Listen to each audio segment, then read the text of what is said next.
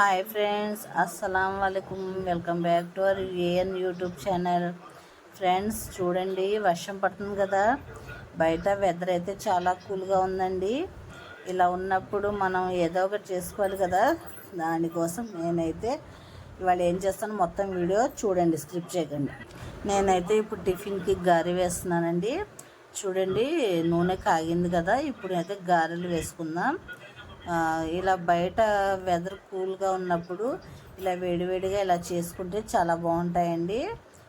పిల్లలు కూడా ఇష్టంగా తింటారు. గారె మా పెద్దాడి బిడ్డగా చాలా బాగా చేస్తారండి. ఆవిడ గారె చేశారంటే అసలు చాలా టేస్టీగా ఉంటాయి. తిన్న కొద్దీ తినాలనిపించింది. చుక్క నూనె కూడా పీల్చుకోవు, చాలా టేస్టీగా ఉంటాయి. ఇవాళ అయితే నేను ఏమేమి వండుతానో మొత్తం వీడియో చూడండి, స్క్రిప్ట్ చేయకండి. ఎమ్మీగా ఉండిద్దండి వీడియో. నేనైతే ఇప్పుడు టిఫిన్ సెక్షన్గా గారెను చికెన్ కర్రీ ప్రిపేర్ చేస్తున్నాను.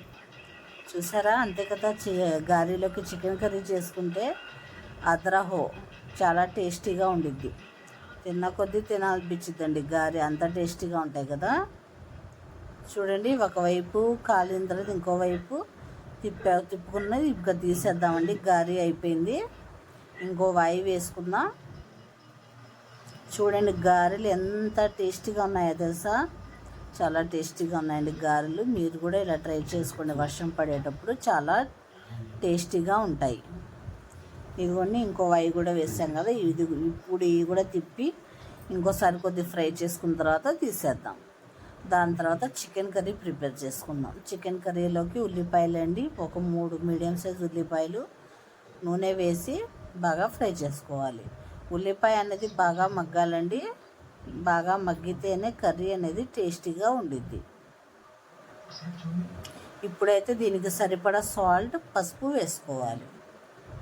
వేసుకొని ఇంకొద్దిగా సేపు ఫ్రై చేసుకోవాలి ఉల్లిపాయ.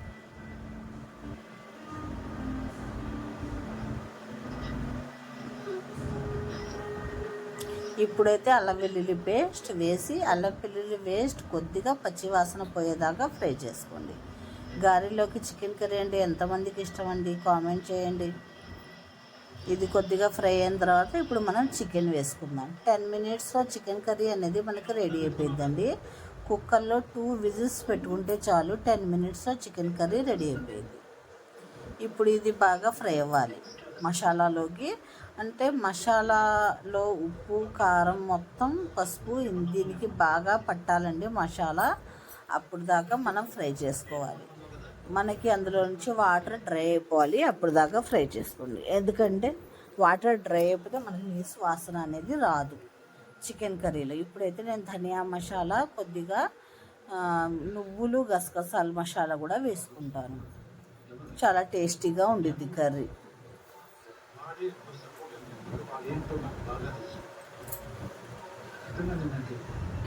ఇదైతే ఒక 10 మినిట్స్ బాగా మగ్గనిద్దాం. 10 మినిట్స్ బాగా మగ్గితే చూసారా, ఇప్పుడైతే మనకి ఆయిల్ వచ్చేసింది కదా. ఇప్పుడైతే మనం దీనికి సరిపడా కారం వేసుకుందాం. 3 స్పూన్స్ కారం వేసేసి ఒక గ్లాస్ నీళ్ళు వేసుకుందాం. మనకు ఆయిల్ బయటకు వచ్చేదాకా ఫ్రై చేసుకోవాలి, అప్పుడే కర్రీ అనేది టేస్టీగా ఉండిద్ది.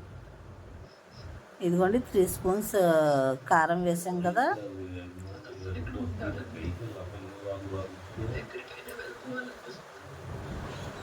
ఇదిగోండి, ఇలా బాగా కలపండి. బాగా కలిపి కొద్దిగా బాగా ఫ్రై అయిన తర్వాత మనకి నూనె అనేది పైన వచ్చేదాకా ఫ్రై చేసుకోవాలి. చూసారా, ఇప్పుడు కొద్దిగా గసగసాలు, నువ్వులు, పుచ్చపప్పు పేస్ట్ అండి, ఇది పొడిలా చేసుకుంటాను. అది కొద్దిగా వేస్తే కర్రీ అనేది కమ్మగా ఉండిద్ది, టేస్టీగా ఉండిద్ది. ఇప్పుడు బాగా కలిపి ఇందులో 1 గ్లాస్ వాటర్ వేస్తానండి, ఎక్కువ కాదు. 1 గ్లాస్ వాటర్ వేస్తే మనకు 2 విజిల్స్లో అయిపోయింది. ఎక్కువ వాటర్ వస్తే మళ్ళీ అదంతా డ్రై అయ్యేదాకా ఉండాలి మనం. 2 విజిల్స్ వస్తే సరిపోయింది. లంచ్లోకి నేనైతే బిర్యానీ ప్రిపేర్ చేస్తున్నానండి. బిర్యానీలోకి దాల్చా అండి. ఇదేమో పచ్చనిపప్పు ఉడికించుకున్నానండి, ఉడికించి మిక్సీ పట్టాను. మళ్ళీ ఏమో కొద్దిగా నూనె 2 స్పూన్స్ నూనె వేసి కూరగాయలన్నీ ఒక విజిల్ వేసానండి. ఇప్పుడు చింతపండు పులుసు వేసి ఇది మొత్తం కాసేపు ఉడికిస్తాను. చూసారా, ఇలా ఇలా మనం ఇంకా ఇందులో నూనె వేసి తాలింపు వేసే పని ఉండదండి. కొద్దిగా బాగా మనకి మరిగితే చాలు, దాల్చా రెడీ అయిపోయినట్టే. దాల్చా మరగపెట్టడానికి పెట్టానండి స్టవ్ మీద. చూసారా ఇలా కావక. ఇప్పుడైతే నేను చికెన్ దమ్ బిర్యానీ చేస్తున్నాను. దానికోసం ముందుగా చికెన్ అయితే నేను మ్యారినేట్ చేసుకున్నాను. ఇది బాస్మతి బియ్యం 1 కేజీ మామూలు బియ్యం వేరువేరుగా నానబెట్టాను. ఉల్లిపాయలు అయితే ఫ్రై అవుతున్నాయి, మసాలా వేశారు చూసారా. మసాలా కూడా బాగా ఫ్రై అయిన తర్వాత ఇందులోకి పచ్చిమిర్చి, కొత్తిమీర, కొద్దిగా పుదీనా, టమాటా అంతా వేసి బాగా ఫ్రై చేసుకోవాలి. మనం వర్షం పడినప్పుడు వేడివేడిగా బిర్యానీ ట్రై చేస్తే చాలా టేస్టీగా ఉండిద్దండి, చాలా సూపర్గా ఉండిద్ది. చూసారా ఇలా బాగా ఫ్రై అవ్వాలి.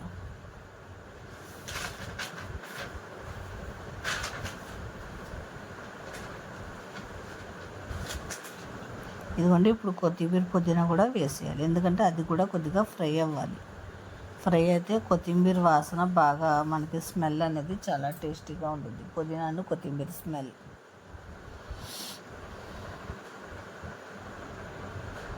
చికెన్ దమ్ బిర్యానీ ఎలా చేసినా సరే టేస్ట్ అయితే ఎదిరిపోతుందండి.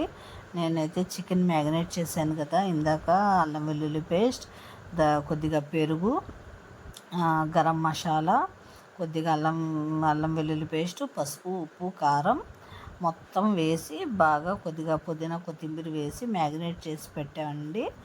ఇదైతే ఇప్పుడు ఇందులో ఫ్రై అవ్వాలి. ఫ్రై అయితే ఏంటంటే మసాలాలో ఫ్రై అయితే మనకి చికెన్కి మసాలా పట్టి చాలా టేస్టీగా ఉండిద్ది బిర్యానీ.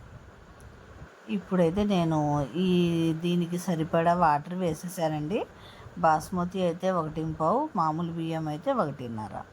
ఇది కొద్దిగా మనకి వాటర్ అనేది బాయిల్ అవ్వాలి. బాయిల్ అయ్యేదాకా ఫ్రై చేసుకోండి. నేనైతే మొత్తం వీడియో పెట్టట్లేదు, కొద్దిగా చూపిస్తున్నాను. మీకు మొత్తం వీడియో కావాల్సి నా వీడియోలో చూడండి. ఇప్పుడైతే చికెన్ దమ్ బిర్యానీ రెడీ అయిపోయింది చూసారా.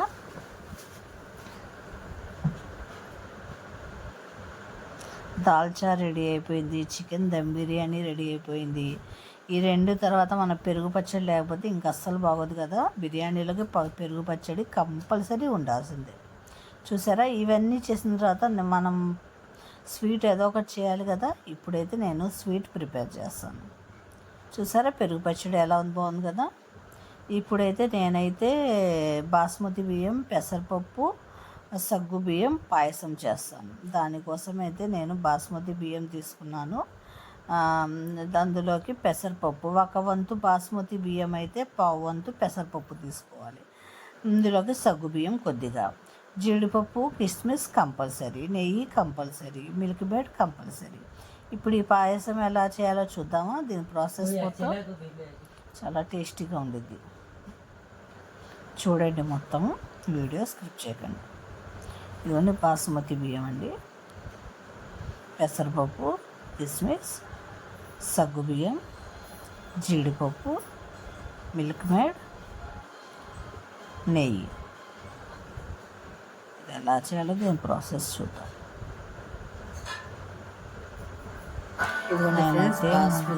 బాస్మతి బియ్యం, పెసరపప్పు విజిల్స్ పెట్టుకోవాలండి. ఇది బాగా ఉడకాలి.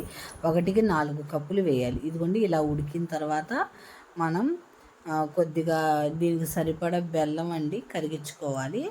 ఒకవైపునేమో పాలు బాయిల్ అవుతూ ఉంటాయి చూసారా. ఈ బాయిల్ అయిన తర్వాత ఇందులోకి బెల్లంలోకి రైస్ వేసేయాలండి. ఇది కొద్దిగా ఉడికిన తర్వాత ఇందులో పాలు వేసుకోవాలి. అప్పుడు మనకి పాలు అనేది ఇరగవు, అందుకని బెల్లంలో రైస్ వేసి ఉడికిన తర్వాత ఇదిగోండి పాలు వేసేసి, చూసారా ఎంతో టేస్టీగా ఉండే బాస్మతి సగ్గుబియ్యం పెసరపప్పు పాయసం, ఎమ్మి పాయసం రెడీ అయిపోయిందండి. డ్రై ఫ్రూట్స్ అన్నీ వేసేస్తే వర్షంలో ఎంతో టేస్టీగా ఉండే